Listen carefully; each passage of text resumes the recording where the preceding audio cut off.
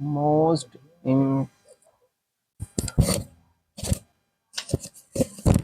बेटा मान जाओ नहीं तो फिर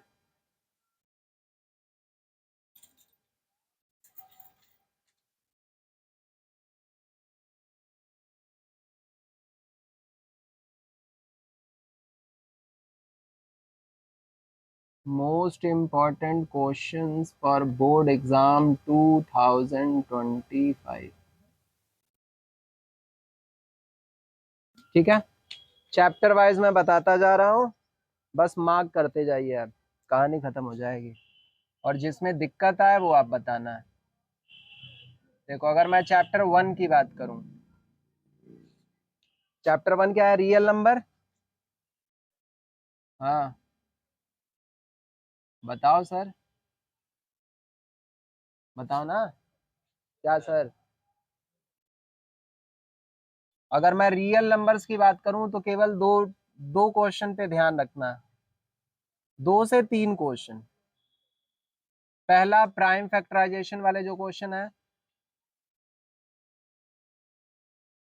है ना, मैंने केस बेस्ड स्टडी के क्वेश्चन भेजे ना जो प्राइम फैक्टराइजेशन बेस्ड पे हैं, एक तो वो देख लेना, केस बेस्ड स्टडी के फॉर्मेट में आता है। ठीक। दूसरा तुमने एक चीज पढ़ा होगा, under root 3, under root 2, 5 + under root 3, इनको क्या प्रूव करना है हमें? Irrational number.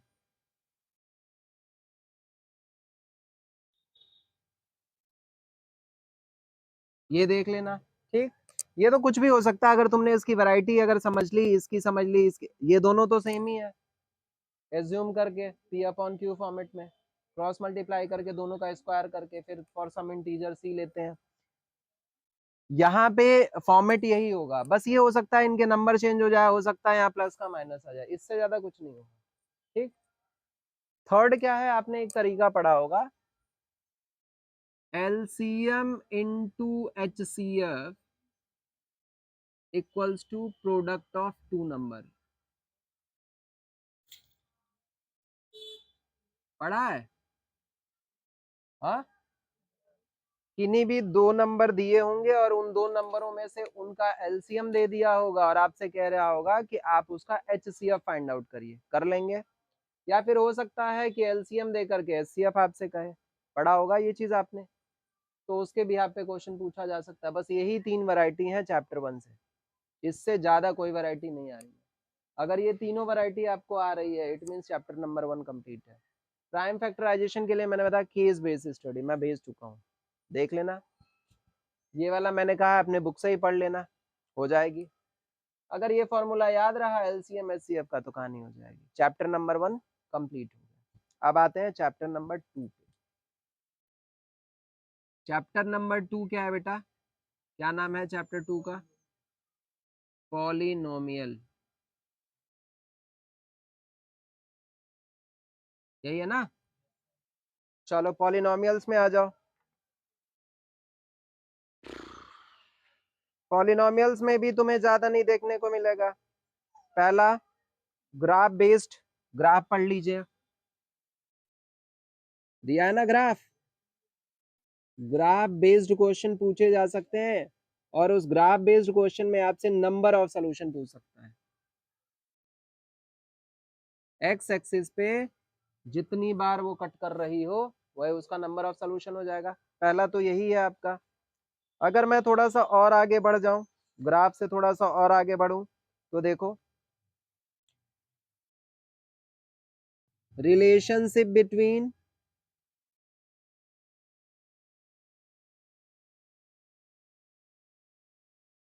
दिया है ना, relationship between zeros and coefficients of polynomial.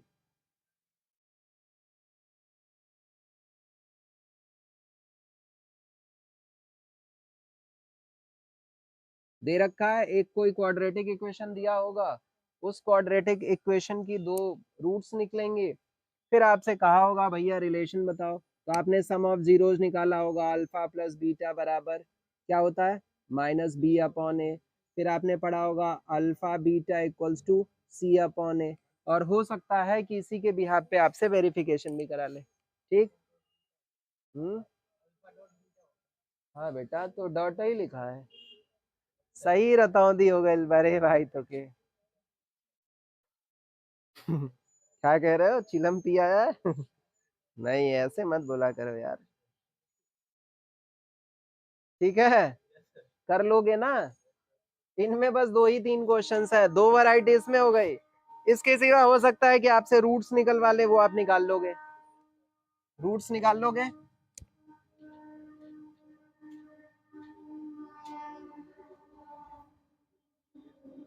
Roots of quadratic equation. इस बेसिकली रूट्स वाले में क्या निकालना होगा? Zeros of the polynomial. Zeros of the polynomial क्या है? पॉलिनोमियल की वो वैल्यू जिस पे पूरा इक्वेशन क्या हो जाए, जीरो हो जाए, यानी जो उसके फैक्टर्स होंगे। ठीक, वही होते हैं ना, फैक्टर ही तो होते हैं जो टोटली कंप्लीटली डिवाइड कर देंगे उसको। ठीक, चलो यही 2 चीजें हैं। अच्छा, तुम्हारे बुक में एक क्वेश्चन और दे रखा है जो पिछले बार के एग्जाम में आया पड़ा है, तो ये क्वेश्चन थोड़ा देख लेना। ये क्वेश्चन है, ये एक्स स्क्वायर माइनस 3 का, हो सकता है एक्स स्क्वायर माइनस 3 की जगह लिख दे एक्स स्क्वायर माइनस 7। एक क्वेश्चन है ना, ऐसा एक क्वेश्चन दे रखा है, find the zeros of the quadratic polynomial. ठीक, x square minus 3 and verify the relationship between zeros and the coefficient. अगर तुमने इतना काम कर लिया तो ये चैप्टर भी कंप्लीट हो गया, और इसमें कुछ भी नहीं है। ये 2 चैप्टर का काम तो यही हो गया। और कितने नंबर ऑफ क्वेश्चंस कितने सॉल्व करने हैं बे भाई? कुछ नहीं करना है, 3 क्वेश्चन यहाँ सॉल्व कर लो, 3 ये देख लो। अगर तुम्हें ग्राफ की ज्यादा दिक्कत हो रही है, एनसीईआरटी के बुक के ग्राफ को देख लो। इतना काम कर लोगे, कहानी खत्म हो गई। अब मैं आगे बढ़ूं? चलो आगे बढ़ जाता हूँ।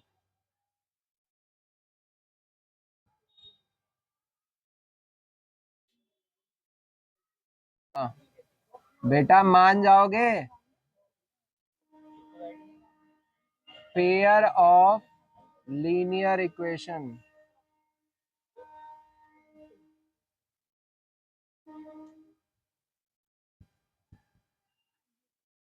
इन 2 variable, pair of linear equation in 2 variable, ये चैप्टर है।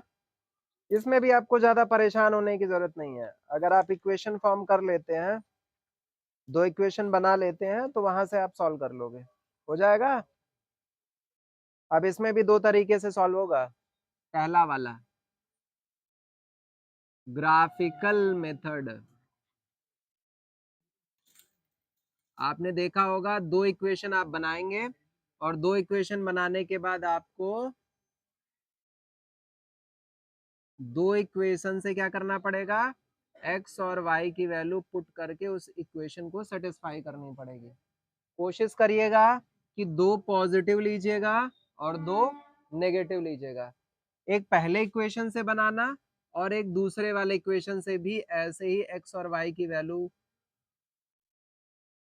और इन सभी वैल्यूओं को रख करके ये जरूर चेक कर लेना कि क्या वो इक्वेशन को सेटिस्फाई कर पा रही हैं।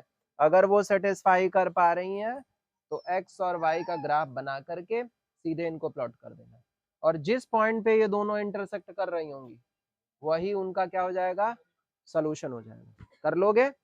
ये तो आपके बुक में भी दिया है। अच्छा, कुछ कंडीशंस और दे रखी हैं, ये तो ग्राफ का हुआ। अब कुछ कंडीशन की बात कर लेते हैं जहां से और भी आप फाइंड आउट कर सकते हो। पहला आपने पढ़ा होगा इंटरसेक्टिंग वाला, पढ़ा है? पढ़ा है ना? क्या होगा इंटरसेक्टिंग के केस में? a1/a2 is not equals to b1/b2। कैसे पता करोगे? 2 आपको इक्वेशन दिया होगा, और उन दोनों इक्वेशन में a1 a2 की वैल्यू चेक कर लेना, क्या b1 b2 की वैल्यू के इक्वल हो रही है। अगर नहीं हो रही है तो इंटरसेक्टिंग होगा। अगर मान लीजिए हुई, मान लो हम सेकेंड केस ले ले, कोइंसिडेंस, कोइंसिडेंट, इस केस में क्या होगा जरा बताना? a1/a2 is equals to B1 upon B2 equals to C1 upon C2। एक और होगा, नहीं मानोगे तुम, एक और होगा, बताना थर्ड क्या है। पैरेलल, मैंने कहा ना लाइफ पैरेलल कब चलती है, जब जब कोई भी चीज मैच ना करे। तो मैं एक काम कर लेता हूं, मैं यहां करता हूं A1 upon A2 is equals to B1 upon B2 is not equals to C1 upon C2। ध्यान रखने वाली बात क्या है, देखो A1 upon A2 C1 upon C2 से मैच नहीं करेगी उसकी वैल्यू, और B1 अपॉन B2 भी जो है वो C1 अपॉन C2 से मैच नहीं करेगी। ठीक, तो यहां से भी तुम निकाल सकते हो, निकल जाएगा। अब आगे आ जाओ, ग्राफ भी हाथ पे हमने क्वेश्चन कर ही लिया है, ये कर ही लिया है। अब तुम्हारे बुक में कुछ क्वेश्चंस दे रखे हैं, जैसे क्वेश्चन दे रखा half the perimeter of a rectangle, ये है आपका एनसीईआरटी का क्वेश्चन है, एक्सरसाइज 3.2। क्वेश्चन नंबर भी मैं बता दे रहा हूं आपको, यहां से भी आपको थोड़ा हिंट मिल जाएगा। क्वेश्चन नंबर 5 देख लेना, ये थोड़ा सा इंपॉर्टेंट लग रहा है, और क्वेश्चन नंबर 7 देख लेना। ए, इन दो क्वेश्चनों को थोड़ा ध्यान से देख लेना आप, ठीक।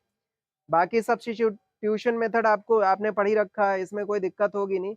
इसमें एक क्वेश्चन और दे रखा है एक्सरसाइज 3.3 में, एक्सरसाइज 3.3 में क्वेश्चन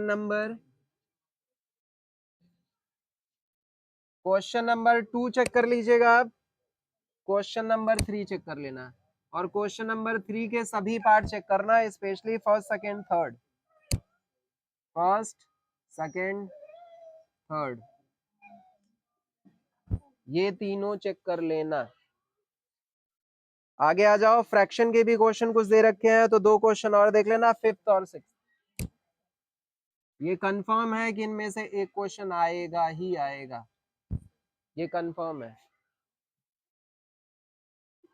चलो, एलिमिनेशन मेथड कोई दिक्कत नहीं है, ये भी आप कर ही लेंगे।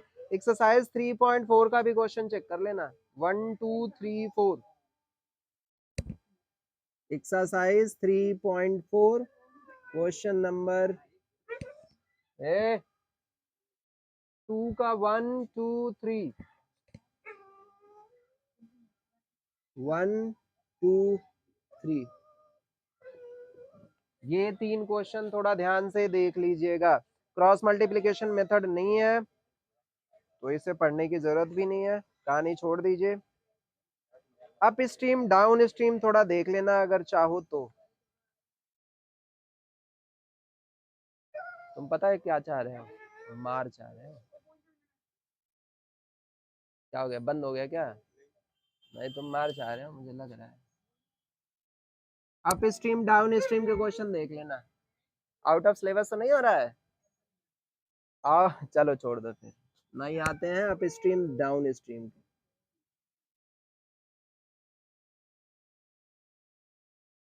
यहाँ तो तुम बच जाओगे, पर कंपटीशन में नहीं बैठोगे बेटा। इससे क्वेश्चन आते हैं पर आपके बोर्ड में इससे क्वेश्चन आने बंद नहीं आए। चलो इतना ही है चैप्टर 3 का, छोड़ दो बस।